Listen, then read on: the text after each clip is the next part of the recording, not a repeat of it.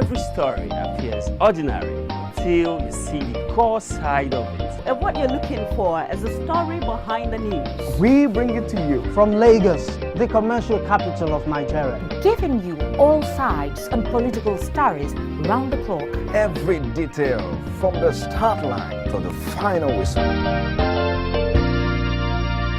Core TV News, expanding your view.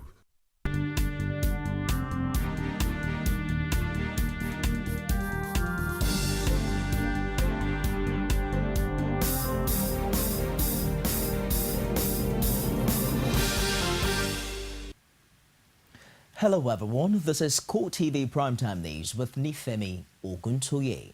In our major story, President Goodluck Jonathan asked the National Assembly to approve the extension of the one-year-old state of emergency in the troubled states of Adamawa, Borno and Yobe. Minister of Finance Ngozi Okonjo-Iweala says the federal government would not in any way allow activities of terrorism to paralyze the nation's economy.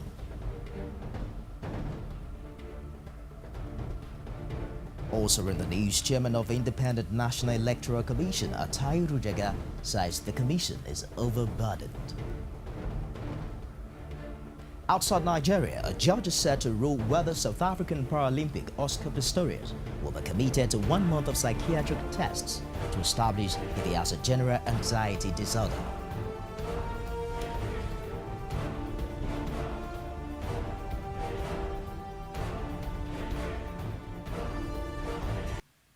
And now the details. President Goodluck Jonathan has asked the Senate to approve the extension of the one-year-old state of emergency in troubled states of Adamawa, Borno and Yobe because of the growing activities of the insurgents in the northeast. Jonathan, who made the request through a letter he addressed to Senate President David Mark and read on the floor of the Deputy Senate by the Deputy Senate President Ike Ekweremadu, says his action was based on the fact that terrorism had yet to abate in the affected states. Ekweremadu was silent on when the letter would be discussed, but the senator representing Yobe North, who is also the secretary of the Northern Senators Forum, Ahmed Lawan, vehemently opposed the extension in an interview after plenary. Lawan, however, says he would support any move by the Senate to increase funding for military operation in the affected states. The senators ruled out the possibility of the federal government negotiating with the dreaded Boko Haram sect on its latest proposal for the exchange of the abducted schoolgirls with the members in Nigerian prisons. Senate President David Mark made the position of the Senate known while speaking in Beijing, China. Mark specifically dismissed the possibility of President Jonathan negotiating with the Boko Haram insurgents for the release of the abducted girls. He noted that insurgents would not respect any terms of agreement that may be entered into with them because there's been no platform of trust whatsoever. Leader of the sect, Abubakar Shekau, had in a recent video showing the abducted girls for the first time since the abduction, vowed that the girls will not be released until the federal government releases members of the group being detained at various detention cells and prisons across the country. The Minister of Finance, Ngozi Okonjo-Iweala, says the federal government would not in any way allow the activities of terrorists to paralyze the economy. The minister, in an interview with Yahoo News, describes the abduction of the schoolgirls as frustrating, adding that the federal government will do all within its power to rescue them. She says rather than allow terrorists to destroy the economy, the federal government would attack the problem using a multi-dimensional approach. The Nigeria Labour Congress, Trade Union Congress and the Joint Action Front have joined in global protest demanding the safe return of the abducted schoolgirls. The protesters gathered as early as 7 a.m. at the popular Ikeja underbridge for a 3-kilometer trek to the Lagos seat of government in Alausa. Oluwaseyi Adegoke was there and filed in this report presented from our studios. Nigerians have continued to join voices in condemning the abduction of over 200 girls from a secondary school in Chibok, Borno State. Women groups, religious, ethnic groups, including the international community, have come out strongly in berating the kidnapping of the female students. In Lagos, it is the turn of the Nigeria Labour Congress Trade Union Congress and the Joint Action Front to lend their voices to the worldwide condemnation of the barbaric act. Secretary of the Joint Action Front, a non-governmental organization, Abiodun Aremu, enjoins every Nigerian to take security issues seriously. The Boko Haram situation is such that our military has been weakened to the point that Nigeria is on the verge of recolonization. And that is why every one of us must be alert on this situation. In a letter written to the federal government received by Lateef Ibirogba, Commissioner for Information, Lagos State, Trade Union Congress of Nigeria called on the government to ensure justice and bring back the girls alive soon. It is from this prison that as movement, we appeal to all well-meaning Nigerians, global leaders of religious thoughts, to put pressure to bear on the members to freely and safely release the abducted female students from Chibok. In the same vein, Lagos chairman of the Nigeria Labour Congress, Idowu Adelakun, encouraged that security agents in the country must do more to secure lives and property of the citizens. Since this thing happened in Nigeria, and we have a lot of soldiers, we have a lot of policemen, and there was a time even the president himself said there are Boko Haram people in his government. So he should fish them out and let Nigerians know the truth. The Commissioner of Information in Lagos State, who stood in for the Lagos State Governor Babatunde Fashola, promised to deliver the letter to the federal government and expressed optimism that girls will be rescued alive soon. We are all in this believing that since no nation thrives on violence and irregularities that are happening now, the God we serve will bring back these children hale and hearty and alive. Amen. As security experts continue to weigh government's options regarding the demands of the Islamist sect Boko Haram, which is calling for exchange of the abducted girls for members of the terror groups incarcerated for various crimes, it is the hope of every well-meaning Nigerian that the kidnapped girls are reunited with their families soon. The woman wing of the All Progressives Congress in Lagos have also joined in the protest against the abduction of students of Government Secondary School Chibok. The women took to their protest to the governor's office in Alausa. Abiola Uluwale completes the story as presented from our studios.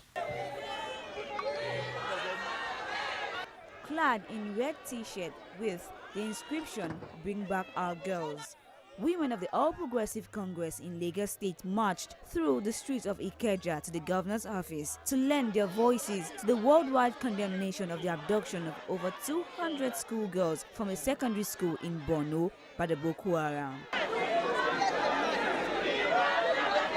Led by Senator Oluremi Tinubu and the APC women leader in the state, Kemi Nelson, the protesters demanded the shut gates of the State House be flung open to allow free entry into the State House.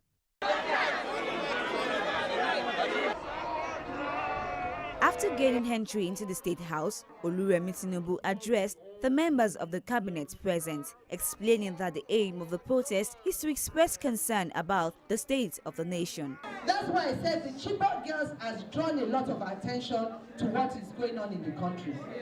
A few weeks back, it was in Nyanya bomb blast. Innocent lives were killed. And there are no employment for our children. They extorted them, got them in the stadium, got their money, killed them, and still nothing is heard of it. The APC women leader in Lagos, Kemi Nelson, says they are in the State House to present a letter of protest to Governor Fashola for an onward transmission to President Goodluck Jonathan. While promising the delivery of the letter to the President, the State Commissioner for Information and Strategy, Lateef Ibirogba, who received the protesters on behalf of Lagos Governor Babatunde Fashola, emphasizes that the abduction remains a dark spot in effective security of life and property in Nigeria. The truth is that Nigerians are not idiots. We will always rise up against whatever is bad. We will always shout that we don't want what is bad. And that's what everybody is saying now, that we don't deserve this kind of thing happening in Nigeria today. As the world continues to condemn the abduction of the schoolgirls by Boko Haram, it is hoped that government at all levels will put efforts together to put an end to this ugly trend.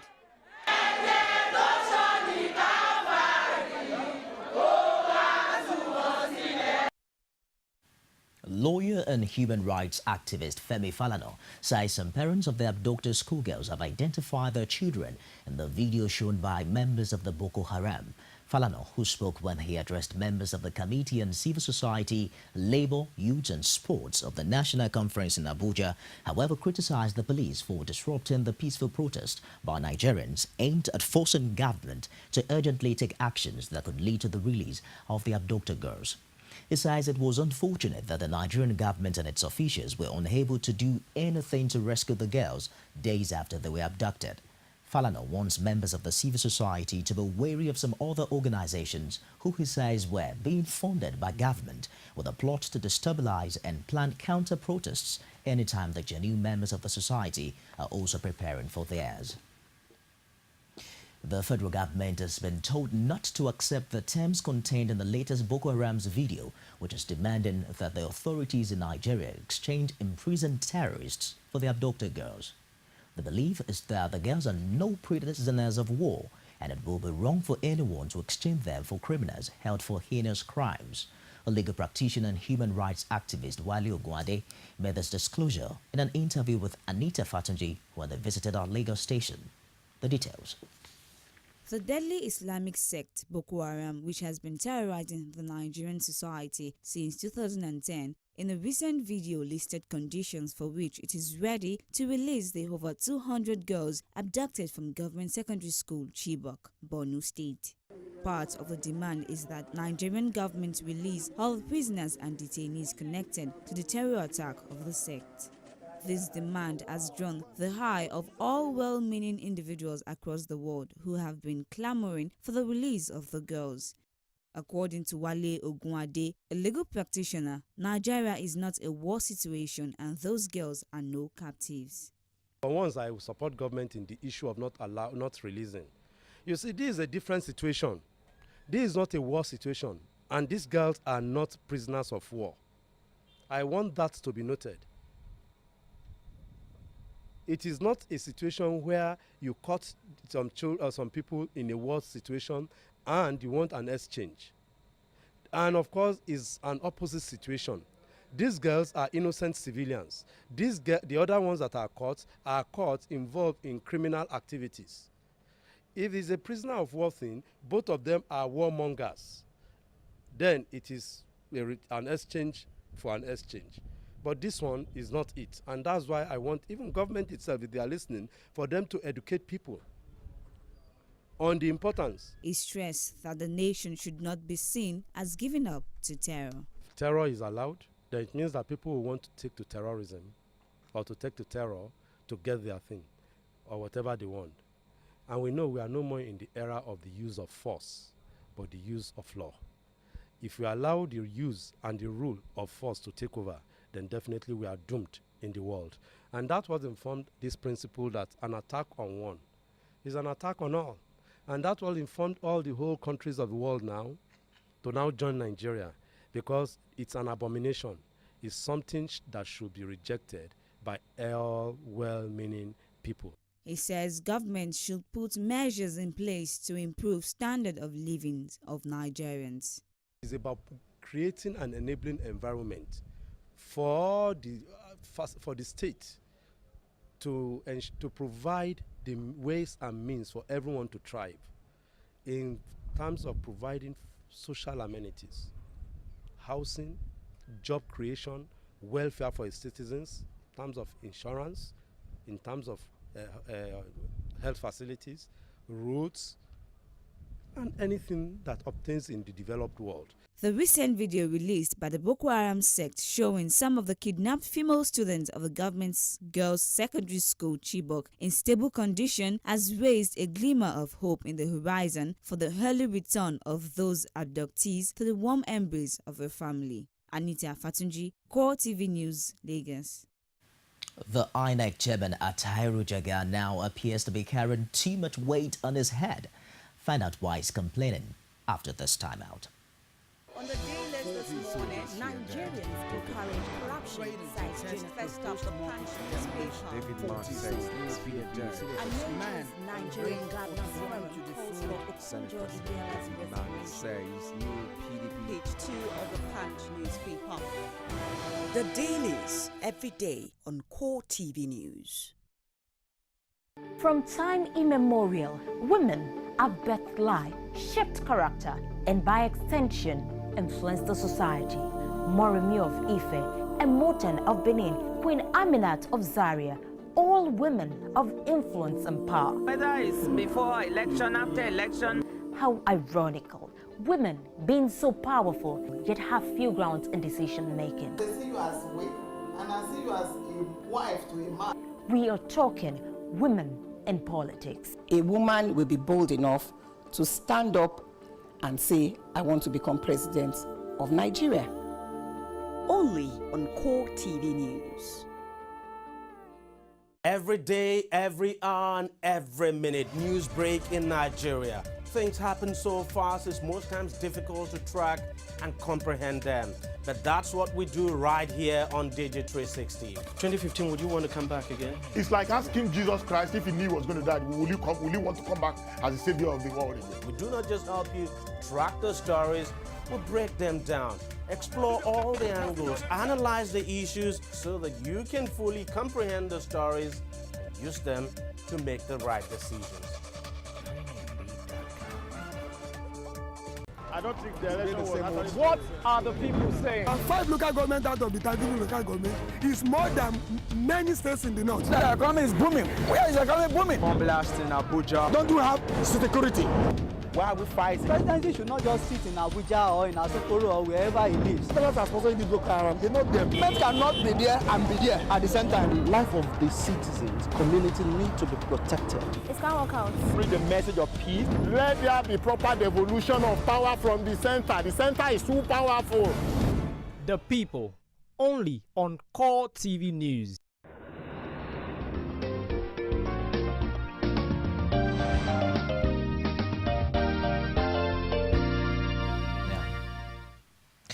You're still watching Core TV Primetime News. For more information on our news and other programs, visit our Facebook page at facebook.com/Core TV News. You can also follow us on our Twitter handle at Core TV News NG, and as well on YouTube, www.youtube.com/Core TV News. The National Chairman of the Independent National Electoral Commission, Attairu Jega, appears to be carrying too much weight. As we said earlier, he says the Commission is currently overburdened. He wants some functions of the Commission transferred to another commission, another body to be set up by the federal government. Jega, who spoke when he addressed members of the National Conference Committee on Political Parties and Electoral Matters in Abuja, however, commended the Commission for its ability to discharge its constitutional roles despite many challenges. He also supported the position that a judicial body should appoint the chairman of the Commission, adding that there was perception in some quarters that those who appoint the chairman of the Commission could control him. He listed areas where he said the Commission was being overburdened to include registration of political parties, which he said could be handled by another independent body, and prosecution of electoral offenders. Meanwhile, the committee recommended that INEC should conduct elections into all elective offices at the state and federal level on the same day. A member of the committee and former national president of the Nigeria Union of Journalists, Sonny Zoro, says the committee arrived at the decision after a careful study of the staggered elections in the country. Nigeria's main opposition party, the All Progressives Congress, says it will change the face of education of the country if elected into office at the center. This was the thrust of the message chieftains of the party passed across at the second Progressive Governors Lecture in Kano. The report was presented from our studios. It's not time for campaign yet, but APC is determined to keep the electorate informed of its achievements as well as its post-2015 plans. The platform is the second Progressive Governance Lecture hosted by Kano State Governor Rabiu Kwakwanzo. Our children don't have to pay anything in the primary, secondary, and tertiary institutions. And in addition to that, the state has decided to send its indigenous to various tertiary institutions, various of us within and outside the country. The lecture had all the governors from APC-controlled states in attendance. This afforded them the opportunity to compare notes. We see that after 3 to 4, 5 years, your certificate should be renewed by writing a fresh exam to know whether you are moving forward. If not, too bad. Then teacher recruitment. In 2013, you are aware we recruited 13,201 teachers. The easiest way to know was that the day we were to give them their letter of employment, you go when they are shot them with their gas. Remember, that's the easiest way to remember that. Because we were chased away by Commissioner Mo that they were gathered there to protest against the president. Party leaders were also at end to give an insight into what Nigerians should expect from an APC government at the center. It therefore follows that for Nigeria to meet her goals and aspirations, we must fold our sleeves, stand up, and work extremely hard to establish principles that can help us produce in the near future Nobel laureates in physics, chemistry, and medicine. It should be clear that Nigeria cannot effectively fight poverty without high-quality education. The Progressive Governance Lecture is the second in a series that began few months ago in Oyo State. It was designed as a platform for APC governors to outline their success stories in terms of development. The development of any country is measured by the standard of living of its citizens. This no doubt must have informed why the inhabitants of the border town of Ondo and Ekiti states, Ikere-Ekiti, made the fervent appeal for infrastructural development to the governor of Ekiti State, Kayode Fayemi, when his campaign trail stopped by in the area. Rashid was there and filed in this report presented from our studios. Obasanjo Estate is a federal housing estate built in the year 2000. The construction of the housing scheme at inception was a source of controversy between Ado-Ekiti and Ikere-Ekiti communities. The second phase of the construction was abandoned at the estate and launched without basic amenities of life such as portable water and access road. This has made life so unbearable for residents of the area. It was a great relief when the campaign trail of Ekiti State Governor Kayode Fayemi landed in the estate. The chairman of the residents of the estate poured out his heart to beg the governor for extension of his development projects to the area. Like you have seen, the security post there is at the roofing stage where you want to complete it. And there are also the problem of street lights.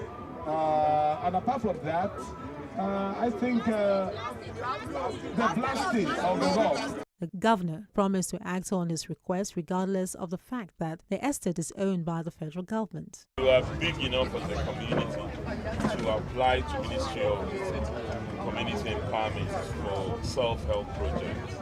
Either the renovation of the health center or the completion of your police post, or both, or the borehole. So the Ministry of Rural Development and Community Empowerment can assess that and support you. On a visit to the Hausa community, the governor harped on the importance of peaceful coexistence between the citizens of the country. We don't see you as foreigners in this land. You have lived long enough here. You conduct your business here. You pay tax here. You have rights in this community, because I know you are lovers of peace.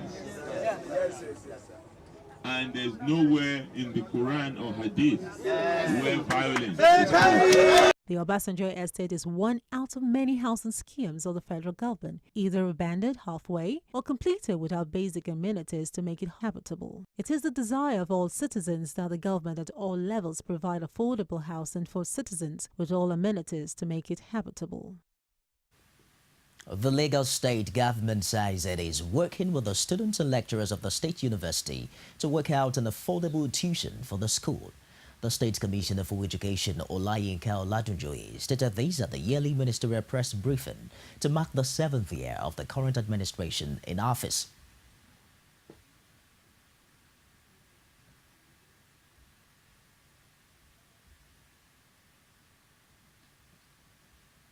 So the issue of less school fees is not something that we are putting under the carpet or we're not looking at.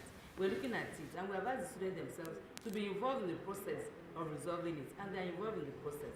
So before you very soon you hear a pronouncement as government on the fees of LASU.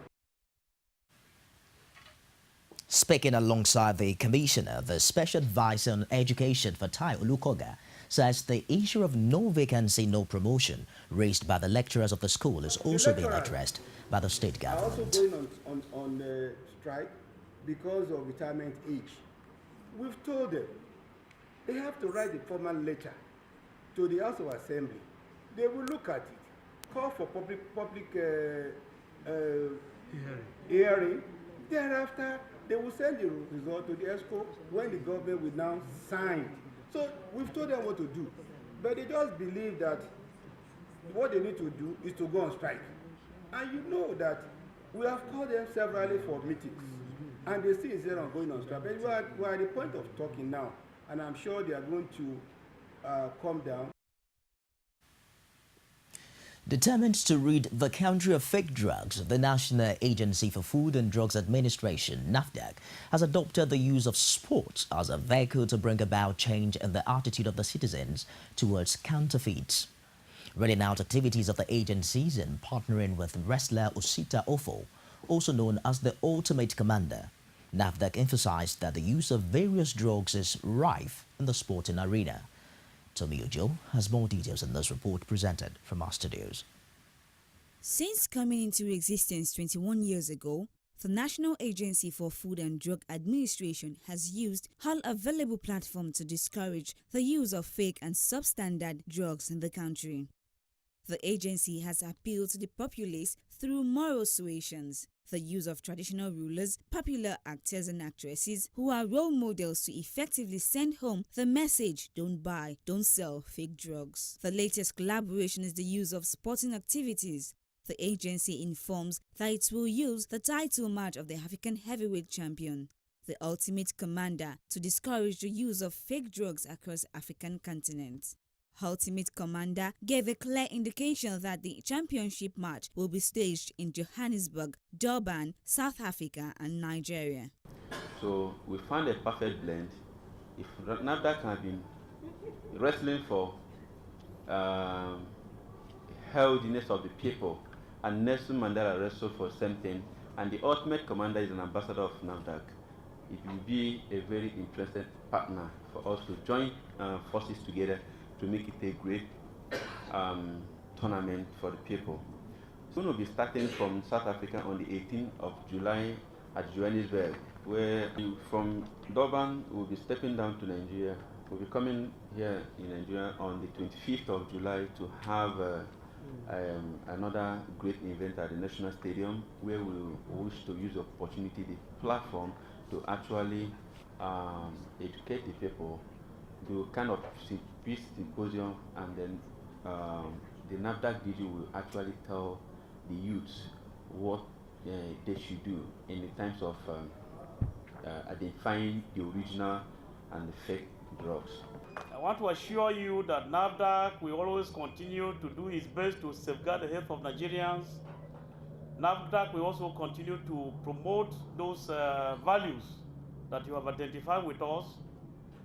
We will use your platform to educate people about the dangers of fake drugs and other unwholesome regulated products that people bring to this country. We will also work with you to educate other sportsmen and women, that it pays to be clean, even in sports and everything that you do in this country. Okri Ekum, a former superintendent of police who represented former Inspector General of Police Mike Okiro, assures of safety during the competition in Nigeria. A South African court is now set to rule if Paralympian Oscar Pistorius will be tested for psychiatric disorder. Find out more on these and other stories coming up shortly after this break. I don't think the election was actually... What are the people saying? 5 local government out of the 13 local government is more than many states in the north. The economy is booming. Where is the economy booming? Bomb blast in Abuja. Don't you have security? Why are we fighting? Presidency should not just sit in Abuja or in Asokoro or wherever he lives. Senators are sponsoring these local around. They know them. Men cannot be there and be there at the same time. The life of the citizens, community need to be protected. It can't work out. Bring the message of peace. Let there be proper devolution of power from the center. The center is too powerful. The people, only on Core TV News. Every day, every hour, and every minute, news break in Nigeria. Things happen so fast, it's most times difficult to track and comprehend them. But that's what we do right here on Digi360. 2015, would you want to come back again? It's like asking Jesus Christ if he knew he was going to die, will you want to come back as the savior of the world again? We do not just help you track the stories, we break them down, explore all the angles, analyze the issues so that you can fully comprehend the stories and use them to make the right decisions. From time immemorial, women have birthed life, shaped character, and by extension, influenced the society. Moremi of Ife, Emoten of Benin, Queen Aminat of Zaria, all women of influence and power. Whether it's before election, after election. How ironical. Women being so powerful, yet have few grounds in decision making. They see you as a wife, and I see you as a wife to a man. We are talking women in politics. A woman will be bold enough to stand up and say, I want to become president of Nigeria. Only on Core TV News. On the day list this morning, Nigerians encourage corruption, cites Jane Festa of the Punch newspaper. And Nigerian Governor Forum calls for Okonjo Iweala's resignation. Page 2 of the Punch newspaper. The dailies every day on Core TV News.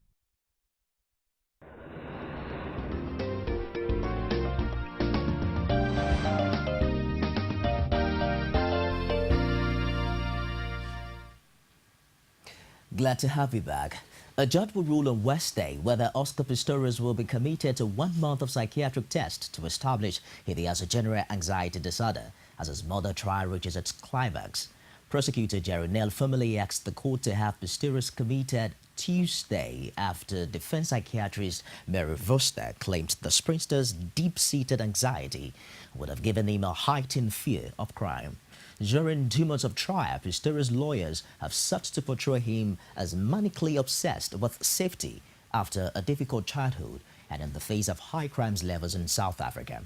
Those factors, they argue, help explain his reaction on Valentine's Day last year when he allegedly believed his girlfriend to be an intruder and shot her dead through a locked toilet door. Nell says he did not believe Pistorius' mental state was unusual, but warned the athlete's defense team may try to use that evidence to limit sentencing, launch an appeal, or reset the case. In the hint of his closing arguments, Nell also accused Pistorius of frequently changing his defense and using poor mental health as a fallback. Pistorius' lawyer, Barry Rocks, furiously objected to Nell's request and went on the attack.